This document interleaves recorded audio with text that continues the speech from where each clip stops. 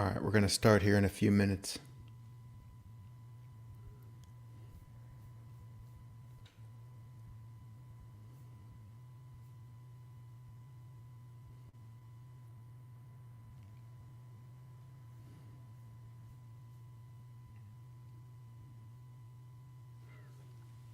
Welcome, Canada.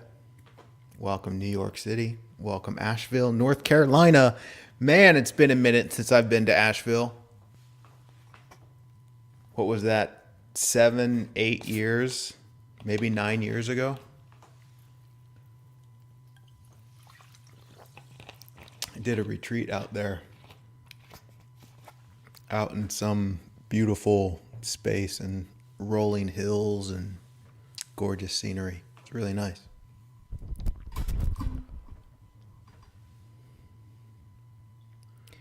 Welcome, Rick from Florida. Martina, welcome.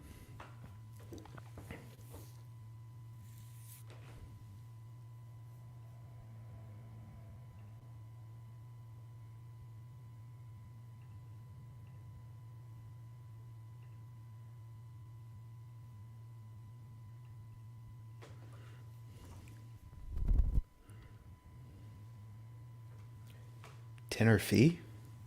Is that how you pronounce that? Welcome.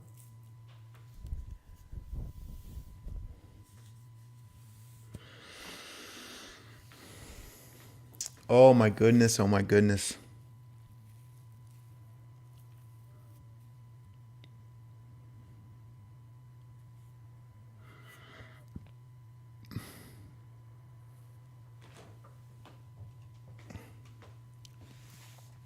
Welcome, Lori.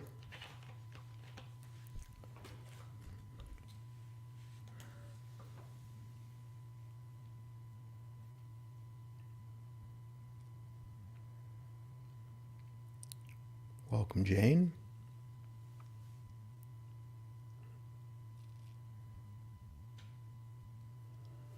Sound check.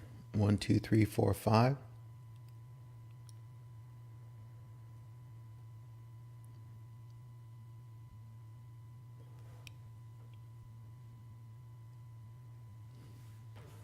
Good morning, Placid, Florida.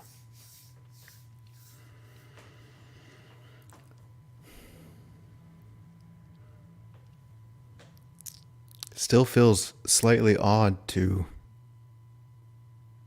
Okay, let me switch an audio source on one of these streams here.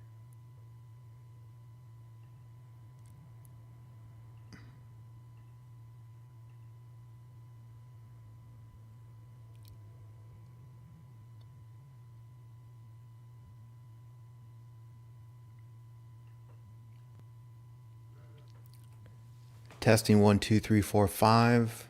Let me know how that is. If you're watching on Insight Timer. Yeah, I bet that's better, huh? Yeah, I switched to the high quality mic, which I was saving for a different recording. And sometimes when I try and mix the two, there's issues, but we'll roll with it and see how it goes.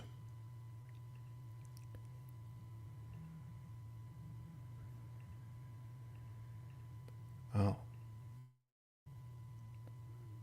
Okay. It's probably good on the other stream now, too. Welcome, Anne-Marie. All right. Is it still good now? I made another slight change. Make sure everyone can hear me. Okay, cool. Let's do the show.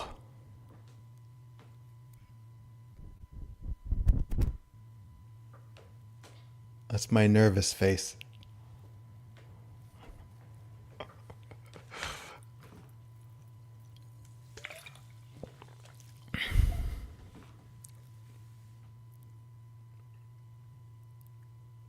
Hugh, welcome, buddy.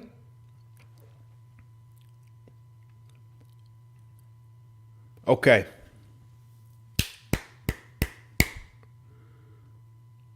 It's happening. Episode 43, Holding Space for Love to be Seen. Welcome to the program. My name's Tiger.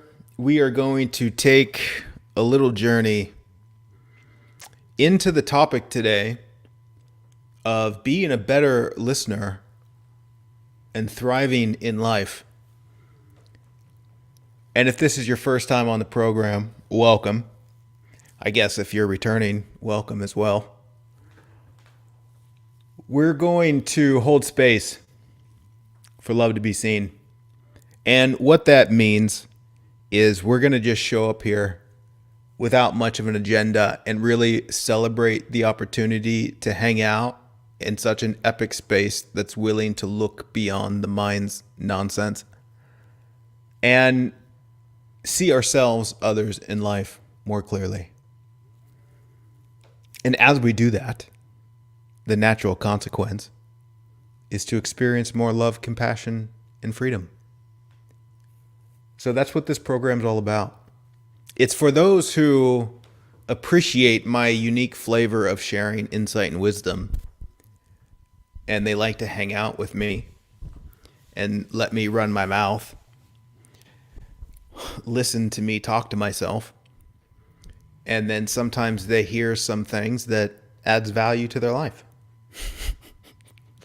Can't really guarantee that that's going to happen, but it seems fairly consistent, and judging by the feedback, people seem to enjoy it, so I keep doing it. There's a bit of a flow for this program, the introduction that we're doing now, and then we're going to take 2 minutes, and I'm not going to say anything. It's the entry point into the space that's held, where we just allow ourselves to be present. It's a bit meditative to realize that this is where we are, this is what we are choosing to do, so there's some intention to be here. And then from that 2 minutes of stillness, I'll start talking about this topic a little bit spontaneously and just see what comes up, see what wants to be said from within what I am. And then after about 30, 40 minutes, we will do some Q&A for those watching live all around the world. They can type in their questions or anything that you might want me to speak to. Then we wrap up with a beautifully short and sweet guided meditation, which serves as an opportunity to assimilate some of the profound things we're going to be talking about. So, I think we're ready. We're going to hang out here for 2 minutes and just chill and let ourselves settle into the moment that's happening.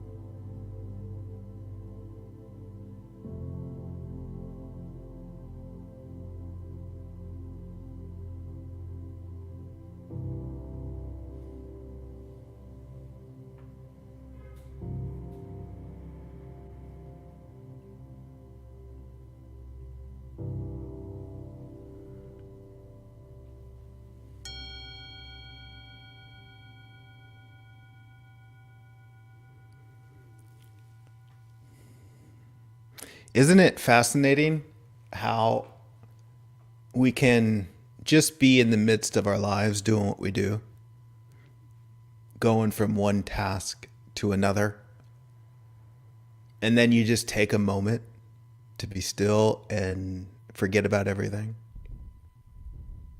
And there's this beautiful reset where it's like, oh, wait, actually, everything's okay. Like in this moment right now, everything's okay.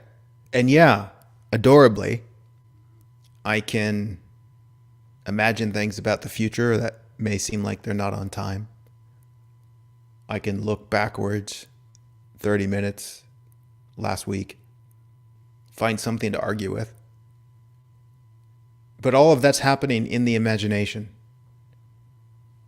None of that's actually happening here right now. And so when I take a moment and just be still, I come back to the present moment and realize that this moment right now is beautifully whole and complete.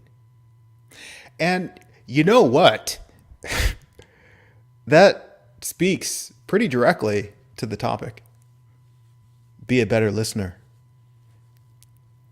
Because you could be in this moment and you can say that you're listening, but yet the mind's all over the place. The mind's wondering about what's for dinner. The mind's trying to figure out next week, organize tasks. But yet to really listen to the present moment, there must be a surrender of everything that is not here in the present moment. Right? And look at this. And yeah, we'll explore how this relates to listening to other people, but this is the foundation. How do we approach listening in general? Because just like listening to this moment, to really listen, you have to let go of everything that's not here in this moment. You have to meet the moment. And when you meet the moment, when you really listen to what's here right now, there's a beauty that emerges. My goodness.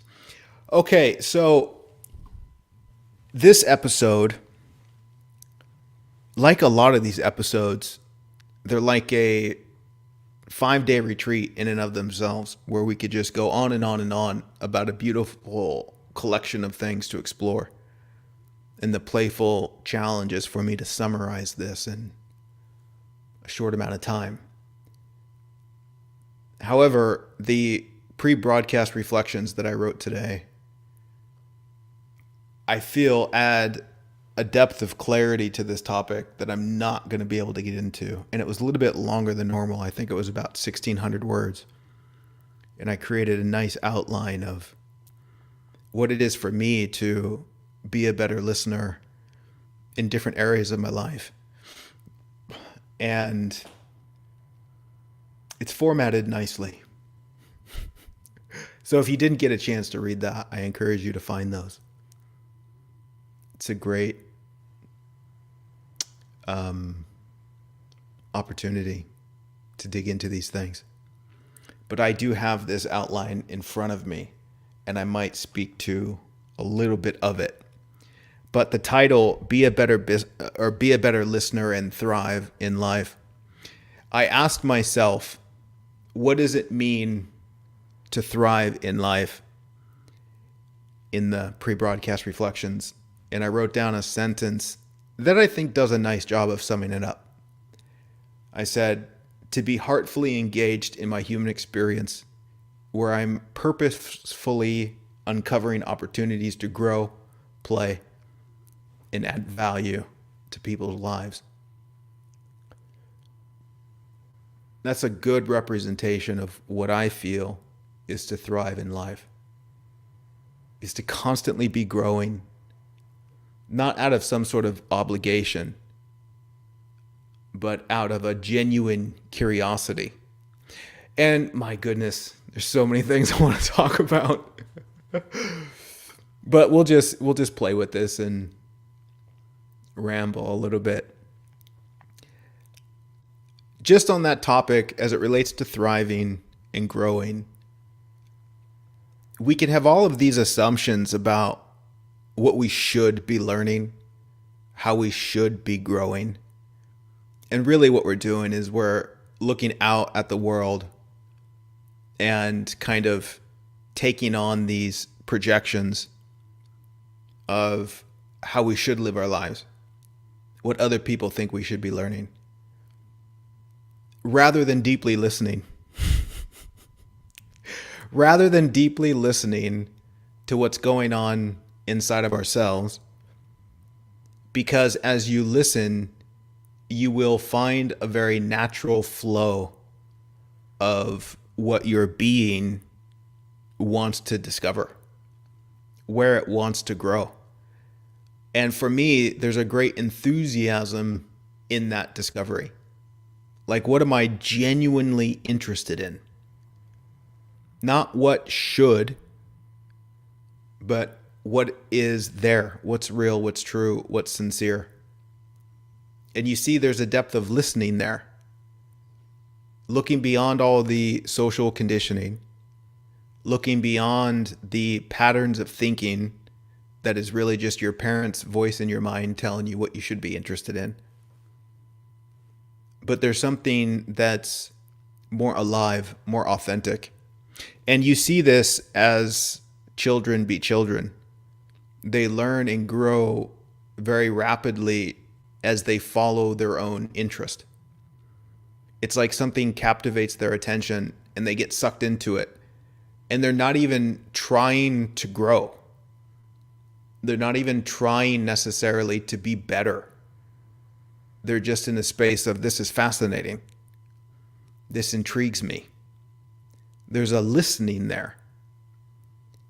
And if you want to engage a life where you're thriving, I feel like this is paramount. To be able to listen to your own authenticity, your own humanness, and see what it's asking for. Because I'm sure you've had this experience, when you're trying to learn something that you're not genuinely interested in, learning is arduous. It takes a long time.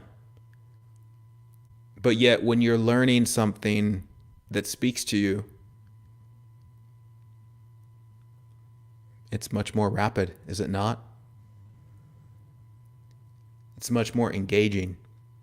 And again, we have to look beyond the social conditioning that tries to put people in boxes, that tries to make everyone interested in what they think is important.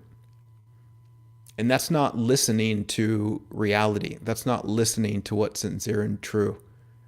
That's really coming from a fear of rejection that says, I better do what other people want me to do, or else they might not give me the gold star. And so you're not really listening to life. You're not really listening to your own heart. You're listening to other people's expectations because we're seeking their approval in the most adorably insane ways. Now, this naturally leads to the next part of thriving, which is play. Because growth can be very playful. Exploring what interests you is very playful.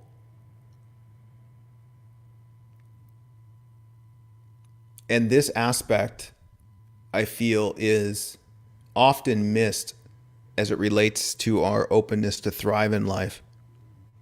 It's almost like it becomes serious, right? Like there's some points you might lose in the future. And because of that, the growth becomes serious. Listening becomes serious. Relationships become serious. But yet there's the opportunity for all of these things to be playful, meaning that they're not serious. Sure, you can play to be serious. That can be fun sometimes, but know that you're playing. And I equate this quite often to the illustration of playing a game. It's such a beautiful illustration that if you're playing a game and you think the points are real, then you're not playing anymore. You're taking it seriously. Because there's this innocent misunderstanding that thinks the points are real, right? You can have a drawer full of Monopoly money and think that it means something. I got it. Look at all this that I have. And it's just paper, right? It's not serious at all. It doesn't mean anything. The opportunity of the game was to play. The opportunity of the game was to engage something that allowed you to connect with other humans and do something that you were interested in. That was the real prize. The real prize of the game is to play. And not just the act of playing, but the enjoyment of play. And for me, this is one of the most important qualities. Because if I find myself in a state of seriousness, I'm thinking the points are real, man. There's all sorts of misunderstandings and confusions that are going on that are taking things seriously that simply just aren't serious. And there's no thriving in that. That's like the opposite of thriving. And I find that the deep listening to my own heart and life is the foundation for me to be able to play. It's like the introduction of awareness. There's an awareness that is observing my human experience rather than identifying with my human experience. If I observe my human experience, which is also to listen, there's play there. There's a curiosity there. But if I'm all wrapped up and identified with the character, then there's the defensiveness, there's the seriousness. And once again, that's going to create a restriction that is not the epitome of thriving in life. So once again, that comes back to real listening. And then the third part of thriving in life is adding genuine value. And I really invite us to look beyond our expectations of what this means, because there's so many ways that we can add genuine value. What would this be to add genuine value? I would imagine that if you look at what you're sincerely interested in some ways, it adds value to other people's lives. In some way, your engagement in that is a value add for people around you. Even if it's like tending to a garden where nobody else eats your food, but yet you have so much joy in tending to the garden that you're much more fun to be around. Right? That's a value add. And then that can be beautiful to experience. Just that you're thriving in your own experience and you're sharing that enthusiasm with others, even if it's not directly. And there's something about that feels really good. It feels good to not be a value drain on other people. Because again, if you're not enjoying your life, if you're not thriving, I think it's safe to say that there's some sort of value drain that we have on other people, where it's maybe not so fun to be around you. Maybe. And then also in the value add, it's a great third point, because as it pertains to growing and playing, at least in my experience, as I'm engaged in what I heartfully enjoy, I'm growing and learning. And then also to approach that with intentionality and awareness, it becomes playful. And then that that play extends itself by sharing what I'm learning with other people. Case in point right now. And that sharing adds value to people's lives without even trying, which is the fascinating part. I'm just doing what I do, doing what I enjoy. And then it appears to add value to people's lives. And then as I add value, the value comes back to me in the form of resources that helps me dive more deeply into growing, which repeats the cycle. That's thriving. I think that's a great illustration of what it is to thrive. And when I look at my own experience again, the capacity to listen deeply is integral to that cycle. And so my encouragement for one who feels like they aren't thriving is to investigate how they might be a better listener. A listener to your own internal world, a listener to life, and then listening to others, which I want to really get into. There are 3 things, and I'm just making all this up, so don't take it seriously. It's just play. There are 3 things that I would say that make listening difficult. Those 3 things are the following. Number 1, the fear of not getting what you want. Number 2, taking things personally. Number 3, getting lost in the stories. And so let's go through these and see what sort of insight might show itself. I love this topic. Number 1, the fear of not getting what you want. This is a big one. And again, we're approaching this in a playful way. So this isn't an opportunity to judge yourself. Just see if you can see how adorable it is that we do this as human beings. When you are listening to another human being and you also want something from them, do you see how it makes you not a very good listener?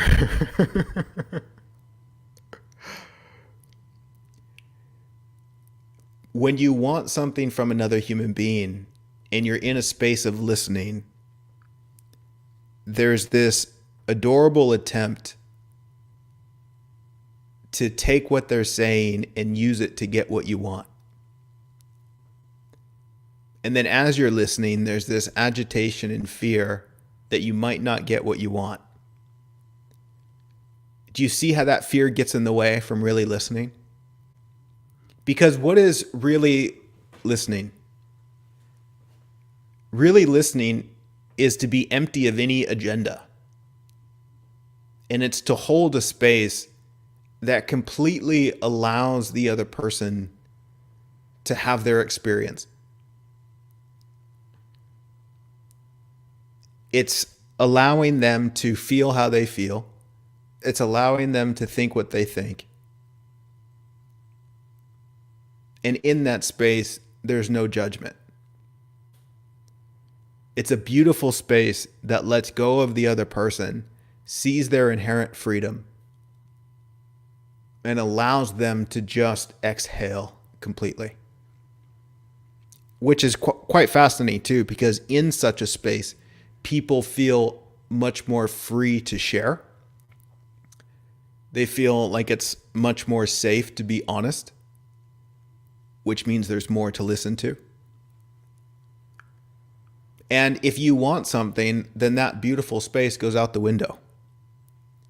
This relates to not only your personal life, but if you're in any sort of business experience, this speaks so much to the process of sales. And I encounter this a lot with people where when they're presenting their offer or their product to someone, underneath it, they really want the sale. And the same thing's going to happen where you're afraid of not getting the sale. And so you're all agitated on the inside and you're just pretending to listen so that you can somehow figure out how to get what you want. Now, if that's the game you want to play, fine. But I'm suggesting there's a whole nother way to go about it, which in some regard is to not be there to get a sale, but rather you're there to connect deeply with another human being and to create a space that's simply beautiful. And then in that connection, in that opportunity, if it's seen that your product or service could add value, then it can naturally lead to that potential. But it's not an energy of wanting. It's more of an energy of, I hear you, and here's something that might be helpful. But again, not the energy of, I need it. Not even the energy of, I want it. And that also pertains to relationship. Because in the same way, like selling a product, you can be selling an outcome with another human being where it's like, oh, I really want a particular outcome. And in the fear of not getting that outcome, it just turns into a session of manipulation, right? How can I take this person's vulnerability and use it to get what I want? And that's just kind of gross, at least to me. It negates the real life opportunity of deep human connection. And I feel like if the deep human connection, and hear this please, whether it's in business or personal life, and this is the value of being a better listener. When you can create such an epic space of openness without an agenda, people often share way more than they would normally share, which also means that they get closer to the real issue. And as they get closer to the real issue, as you understand the real issue, that's where you can add more value. Because you have a deeper understanding of what's going on. And you can't get that deeper understanding unless there's a depth of connection and the other person's willing to go there with you. And again, if there's agenda all wrapped around energetically, that's usually a big turnoff. And people don't open up. And so to listen well and to give yourself over to the moment, you'll find that people open up and expose where there is a value drain that's painful, right? Because, and again, this speaks to getting lost in the stories, but usually when people go on about their problems, it's very surface level problems, right? It's like, oh, this is what I think the issue is. This person's being an asshole and blah, blah, blah, blah, blah. And I'm stressed out about this, that, and the other. And that's all fine, but there's actually a deeper issue. And that deeper issue is a deeper pain. And if you can hold space for that pain and listen to that pain in a space of non-judgment, you're going to find solutions to that pain. That deeper pain, which to bring solutions to is going to be more valuable than the surface level stuff. And so I think it's important to note that if you want to increase the value that you add to other people's lives, increase your capacity to listen, because that is going to show you where there's more value to add. Number 2 of the difficulties, taking things personally. This always fascinates me because there's this adorable propensity in the human being to make everything personal. And taking things personally is a fantastic way of putting up walls that make authentic connection impossible. First of all, can we recognize, if you can go here with me, that whatever anyone says, it's never personal. Meaning that it's never really about you. Also to say it's not about your worth and value. But yet, as human beings, we can interpret anything to make it mean that we're less than. And if there is that pattern of taking things personally, then when you enter a space of listening, you'll be on guard to protect yourself, which means you won't really be open. It's almost like there's judgment waiting in the wings to be used as a weapon in case they say something that's personal. And I don't know how deeply you can see into that, but I really invite you to investigate the possibility that whatever anyone says, it's not about you, about your worth and value. And that's the real pain of taking things personally. You see, even if somebody says that what you said irritated me, right? And that's the way saying that it's personal. That's not the painful part. The painful part is the interpretation that says, okay, what you're saying is I'm less than. Right? It's the interpretation of your own worth and value. And this goes in the opposite direction too, as it relates to positive. When somebody compliments your sweater, that's not really about you. But yet you can make it personal so that you can give yourself a feel-good feeling. But in doing so, you automatically validate the insults as well. Right? You're essentially saying, okay, they're saying something positive about me, and that's true. It's about me. I'll take it. Thank you. But you're essentially just confirming that what people say about you is about you. And so when somebody says something negative, you'll make that about you too. You have to, because you've just assumed that all comments are about you. The invitation is to see that none of it's about you, the compliment or the insult. And I invite you to see just how much this gets in the way of being a better listener. Because if there is a fear there that takes things personally, there will be a subtle agitation or massive, a resistance, a defensiveness that won't really let people into your space. So play with that.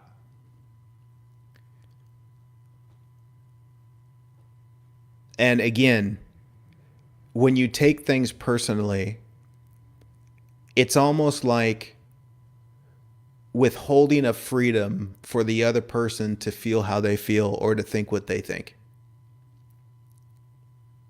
Like there's something within that says, I hope they don't think this. I hope they don't think that. As if it's personal.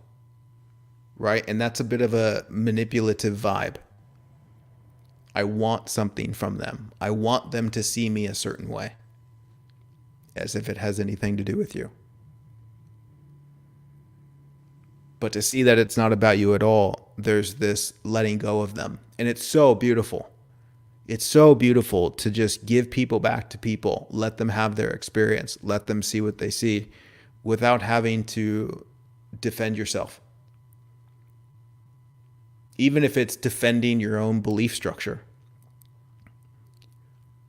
which is quite common too, where someone can share something about what they think is going on in politics or what they think is going on in the world. And then you have your particular frame of reference.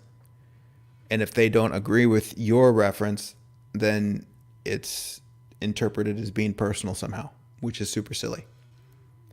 There's a profound freedom for everyone to see what they see and think what they think. And to extend that freedom to people allows you to listen more deeply in a beautiful way. Difficulty number 3 is getting lost in the stories, and I touched on this a little bit.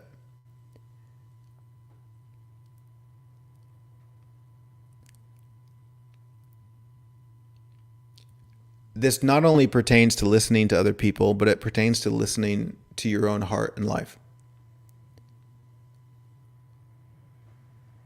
Just like the example of that 2 minutes of stillness, you can be in the present moment and think that you're listening, but really you're just thinking. And the thinking and thinking and thinking usually has some flavor of fear in it, a fear of not getting what you want, fear of taking something personally. And you might think you're listening, but you're really thinking. You might think you're listening, but you're really listening with an agenda to get a particular outcome or to avoid the loss of what you're holding on to. And at least for me, I don't know for you, but for me, this is really profound because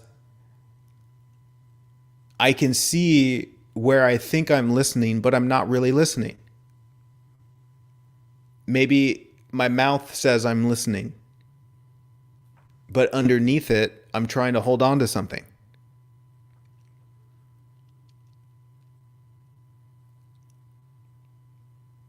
That's not really listening. Or maybe there's a better listening. And what are we thinking about other than all these stories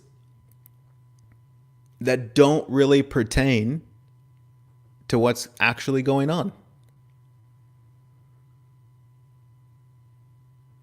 Like you can be asking the question to life, what should I do with my time here on earth? Right? That's a question which invites listening. Now, when you ask that question, are you also trying to get a bunch of things in the future? Right? Well, I want people to like me. I want people to think this and that. That's not listening.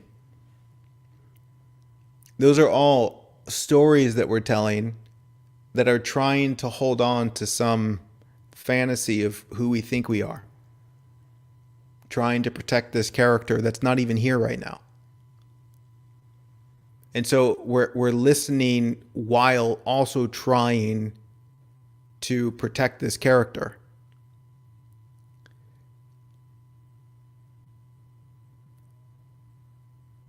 And what's fascinating in this too is that this same game that you might be playing with listening to yourself and telling all these stories, this is also what other people are doing as they are sharing their experience.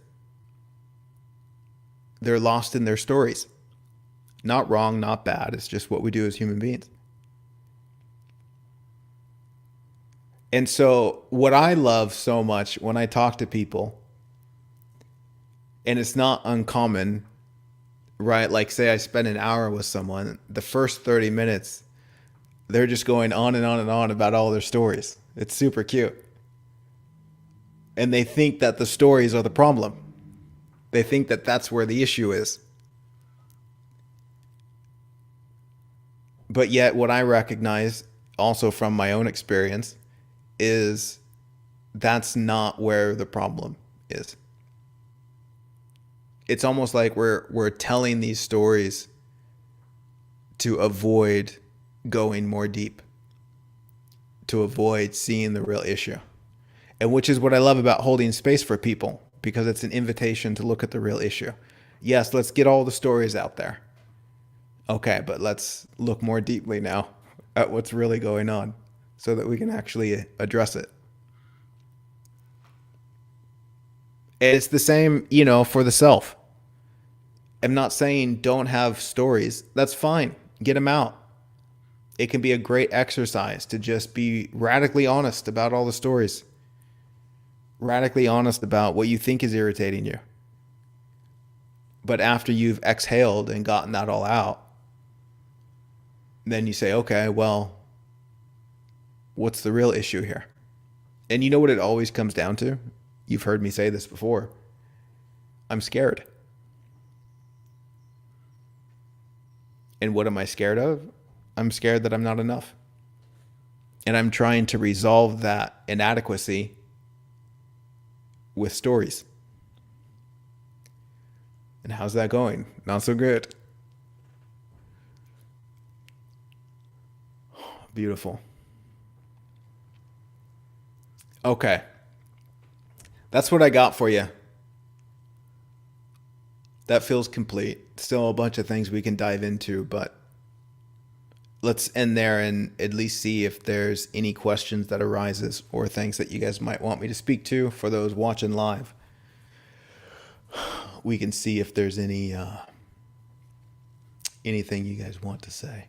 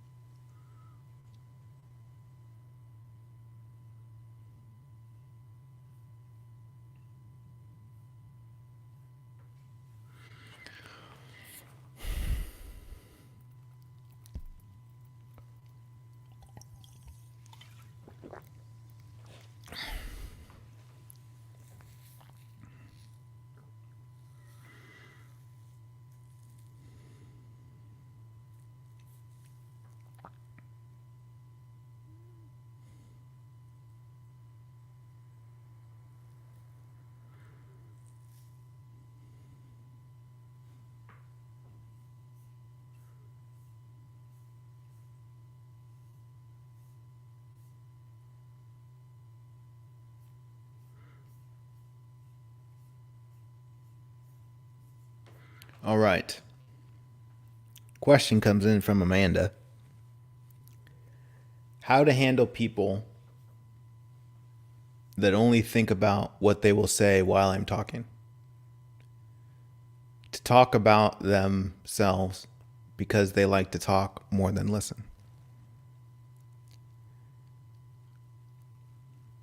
How to handle them. What initially comes up for me there is that shows me there's nothing to handle. Like, oh, okay, I see what you're doing. No worries. And then I don't engage. Right? Because if someone says they're listening and they're not really listening, even if they think they're listening, and yet I want to express something, there's options there. Most notably, the first option is you're not the person to be telling this to. And if it's a different situation, like a relationship dynamic, you know what's helpful for me is realizing that in that space where I'm sharing to someone who's listening, I'm sharing for the sake of my own sanity. And whether they're listening or not isn't really the point. Or whether they're good at listening isn't so much the point. The point is that I'm getting this out so that I can hear myself, so that I can express myself. And what somebody else does with that information is up to them.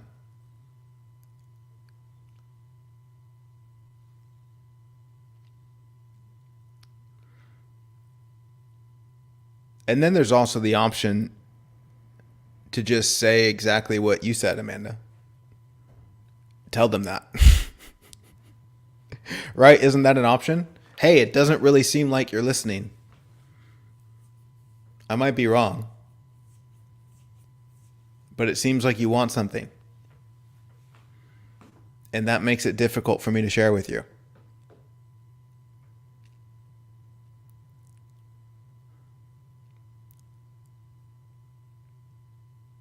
And I can see that that'd be scary for some people and maybe not appropriate in some situations.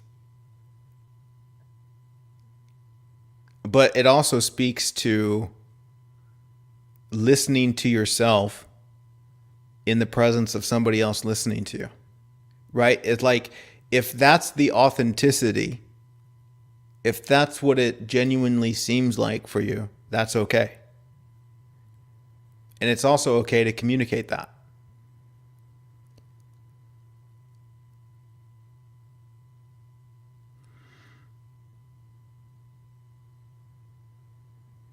And it's also okay to not say anything. I think that's important to recognize too. Sometimes it's not the right time to say something. Sometimes other people aren't the right people to say things to. You know, I've had this experience on more than one occasion where I was sharing something with someone and it was so obvious that they couldn't hear me. Like, they were so terrified in their own life that they just kept misunderstanding everything that I was saying. Which was kind of a cue for me that, oh, okay, this isn't really a conversation to be happening right now. It's not an appropriate setting. Maybe it will be later. Because again, people are different in different times, right? Sometimes we're more open and sometimes we're not. So there's a lot of variables that go into that. I also find what doesn't help me in those situations is judging the other person or having demands that they should be listening. Right? Because there's this trick that we can play that says we need other people to listen better. And sure, it might be nice to have people listen better, but I would question if you really need that. In my experience, what I find is that what I need is whatever is showing. So if I'm in a situation where somebody isn't available to listen to me, then that's what I need right now. That's the learning opportunity. And if I don't embrace that and I think I need something that's not here, then I'll blame them for me not having what I need. That's not going to go too well. Oh, I want to do an episode on needs. Maybe that'll be next week. Yeah. Thank you, Amanda. I rambled a little bit. Not sure if that was helpful, but that's what came out.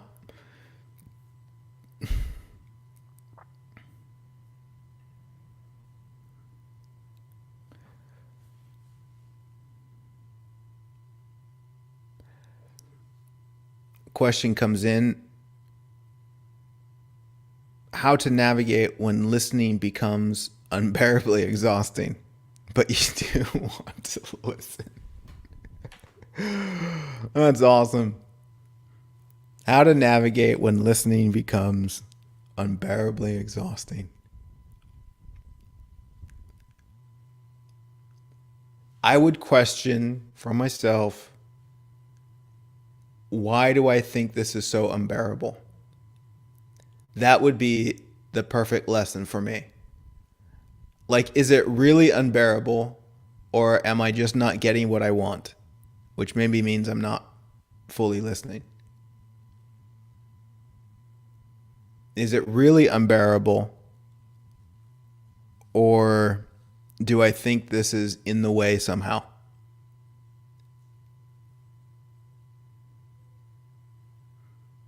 Is it really unbearable, or am I taking what they're saying personally?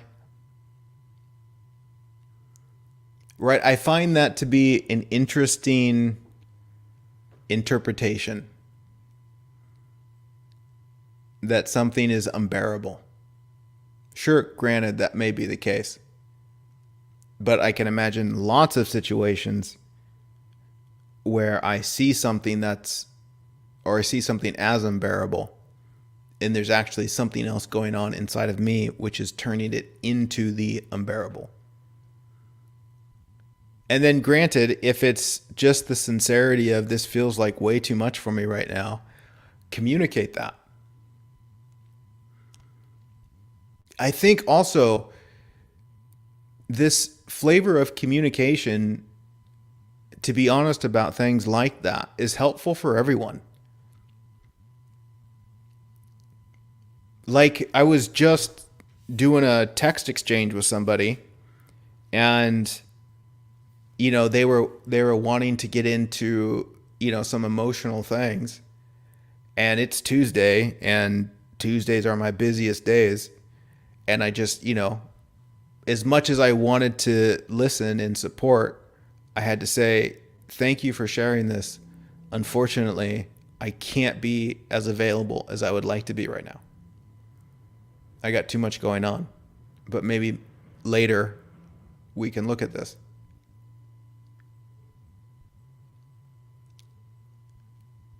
And I think it's also fascinating why we wouldn't communicate that directly, right? Oh, what if it hurts their feelings? Which is me taking their feelings personally, which is me wanting them to like me. Right? And so because we're not willing to communicate directly, it creates resistances and blocks that we blame them for, because we're the ones that aren't willing to communicate.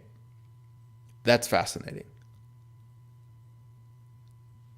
It's like how much of these difficulties in communicating with others would be much more simpler if we could just be direct and honest.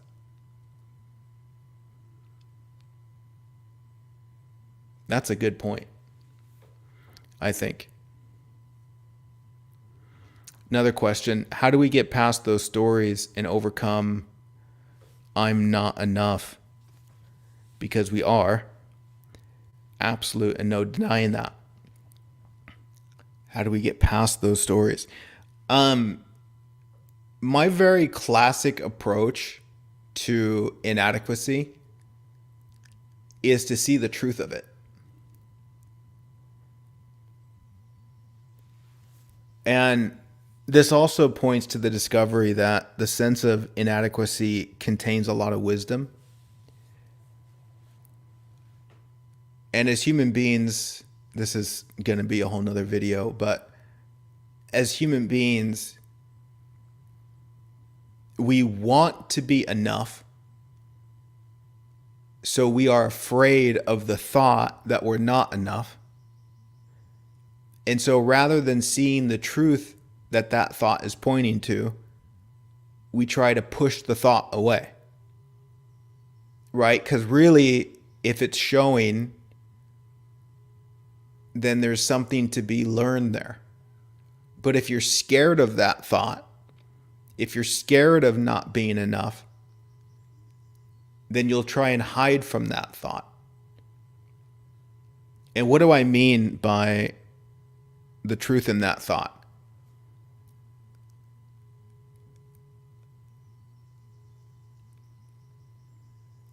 if you try to do something that's not for you to do, you'll feel inadequate. And furthermore, it's profoundly true that who you think you are is inadequate.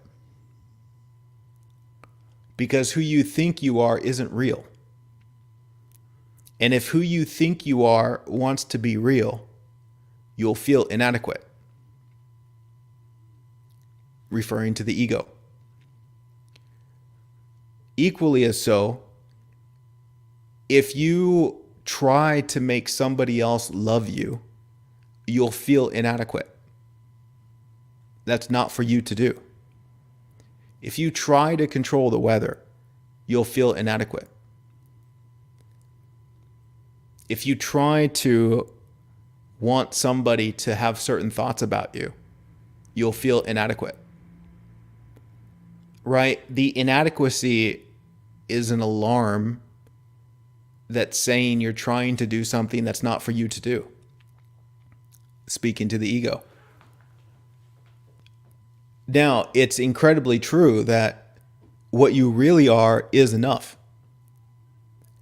In the context of trying to make someone love you is to not see your own worth and value. And when you see your own worth and value, you don't need somebody else to love you. So you stop trying. And also, when you see the reality of what you are in the present moment, you see that there's nothing missing. There's nothing to be inadequate about. And so if those thoughts of inadequacy come, for me, it's not a question of how to get around them or get over them. The question is, am I willing to question? If I'm feeling inadequate, what am I trying to do that's not for me to do? Who am I trying to control that's not for me to control? What am I trying to know that's not for me to know right now? And I can meet that inadequacy and be thankful for that inadequacy because it's actually trying to help me out rather than seeing it as an obstacle.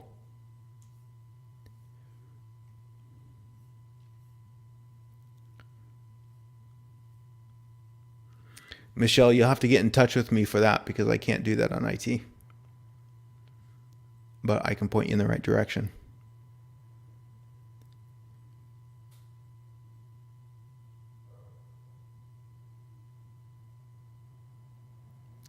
Eleonora asks, does it always end up about who needs to hold space as compared to who needs to communicate one story? I don't understand what you're talking about there, love.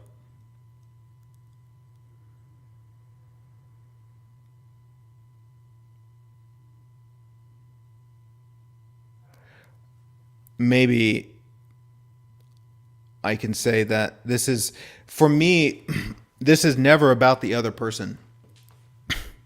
It's never about somebody else needing to hold space, or somebody else should be a better listener. It's never about that for me. This is always about how I'm relating, because that's where the solution is. It's in how I'm relating. How am I relating with somebody who's not listening? How am I relating to somebody who isn't good at holding space? Right? For me, it's absurd to think that my lack of peace, my lack of wellness is because of somebody else. I'm not interested in giving other people that sort of power over my experience. And so in that, I don't need them to be different. This always comes back to what's going on within what I am. Yeah. All right, folks, we got to wrap up here with the guided meditation.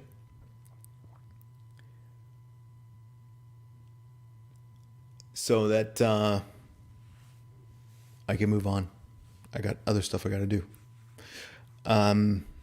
Let's do that. Meditation time.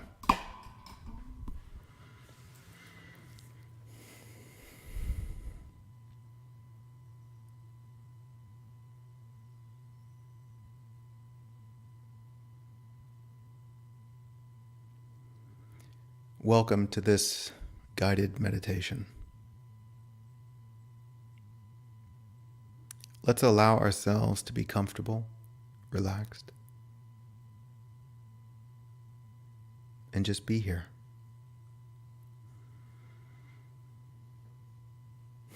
It doesn't have to be fancy. We can just relax into the moment in whatever we might be doing. Maybe you're sitting at home. Maybe you're walking through the forest. Let's just invite ourselves into this moment.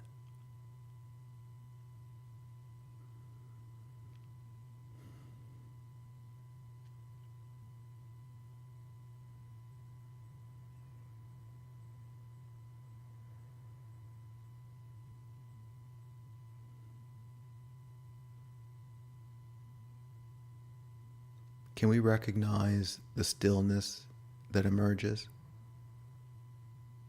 as we come back to right now?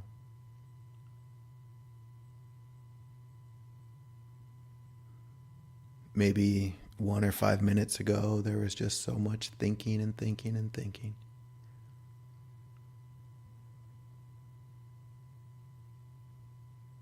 But yet, as we come back to this moment,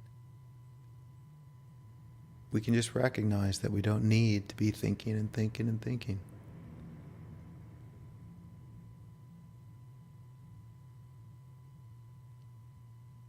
It's like extending a permission to yourself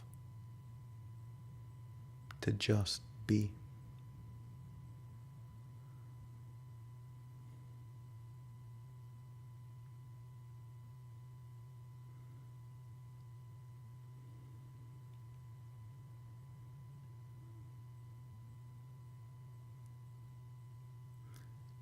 Let's invite ourselves to thrive in this life. Maybe we already are. Maybe we would like to a little bit more.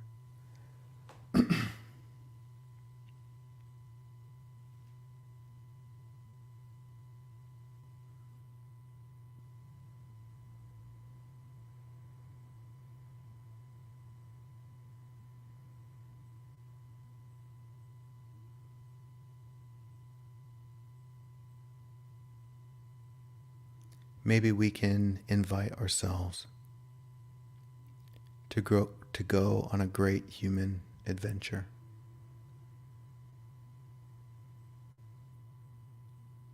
An adventure where we grow.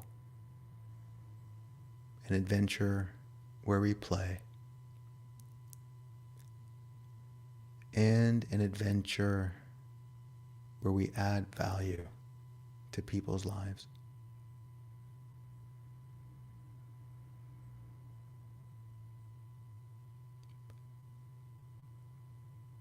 But in order to do that, we have to come back to ourselves and honor the sincerity of our own hearts. Honor the life that we've been given.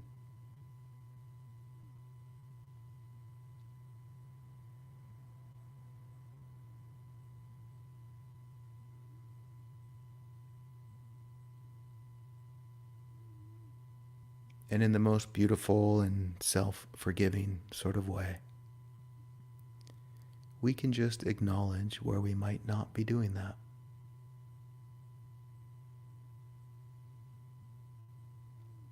Maybe we're running around trying to control other people. Maybe running around being afraid of losing what we hold on to.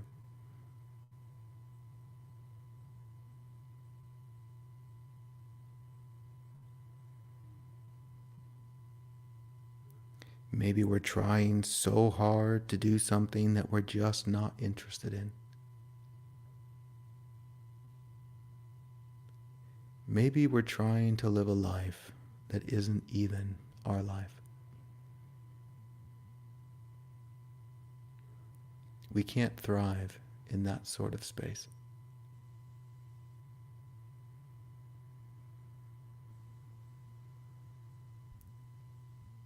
If we're going to thrive,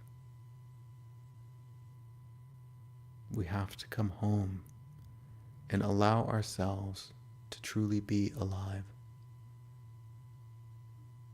which is to get in touch with you.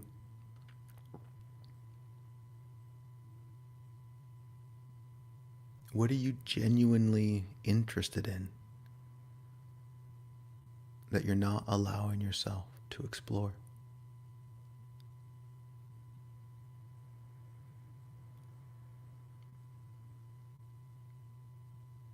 How do you want to play in this life? And you're not allowing yourself to play.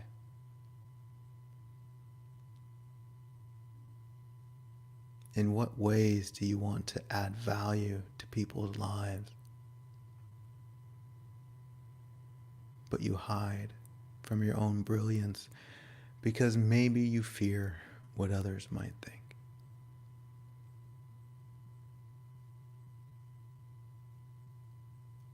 That's okay. That's what we do sometimes as human beings.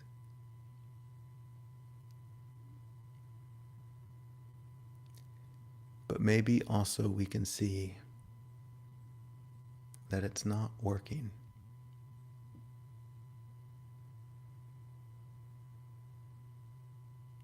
As we deny the sincerity of our being, we deny the aliveness of what we are. And what we really crave is that aliveness.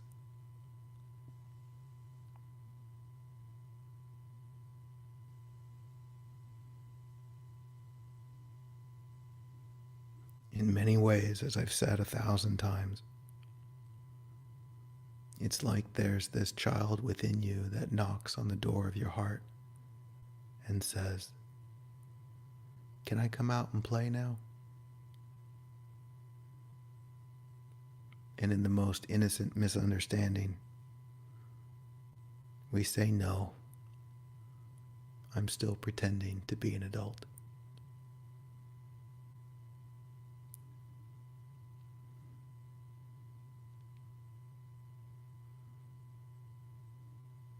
Maybe it's time to play.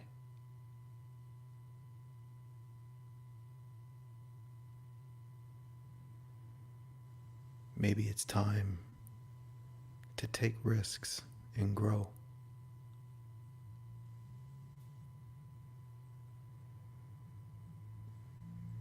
Maybe it's time to love on other human beings and share with them the light within what you are.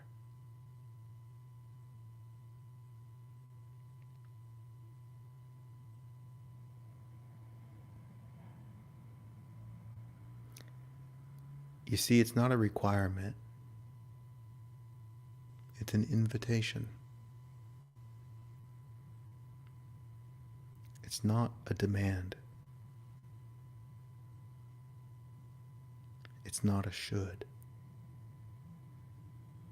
It's you can if you'd like to. But it's so scary. My dear, that's just the adventure.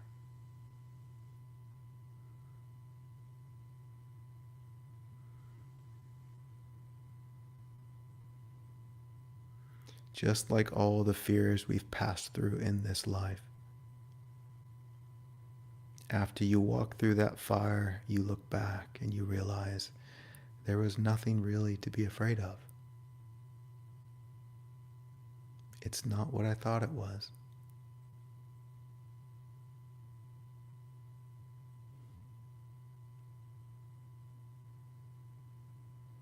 This is how we grow. This is how we see less and less to be afraid of, not by hiding from our fear, but walking through our fear so we can see there is nothing to fear.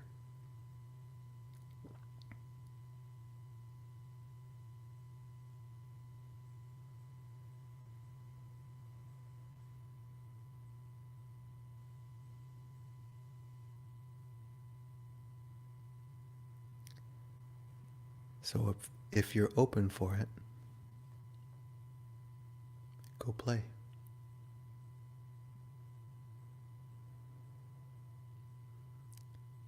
Thank you for meditating with me today.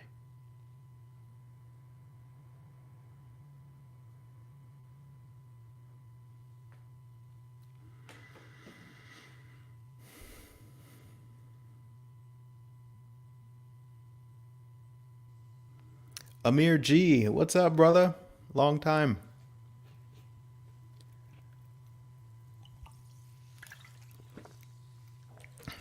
Yeah. We could do a retreat on that, man. Inadequacy. So many beautiful things to unravel there. All right. Thank you, guys. Thanks for your donations. Thanks for supporting the program so that we can keep doing this every week. Tell your friends if you think they would resonate with this particular flavor of insight and wisdom. Join the free community. All that good stuff. And I will be back next week. Same time. For episode 44 of Holding Space for Love to be Seen. Sound good? Thanks for joining me. I guess I should also mention that I have 2 spots left for the retreat in March. March 24th through the 31st here in Portugal. It is a bunk bed. I think that's why it's not sold. Everything else is sold. But there's one bunk bed. And it's got to be for women because the other person in that room's a woman. So unless they're okay with sharing that room with a man, might be a possibility. You'll have to let me know. But I got a bunk bed spot, and we're right by the beach in Sintra. Beautiful, huge house with a pool looking at the ocean. And we're just going to dive in to the beauty of being alive. So I invite you to come. All right. Till next time. Bye-bye.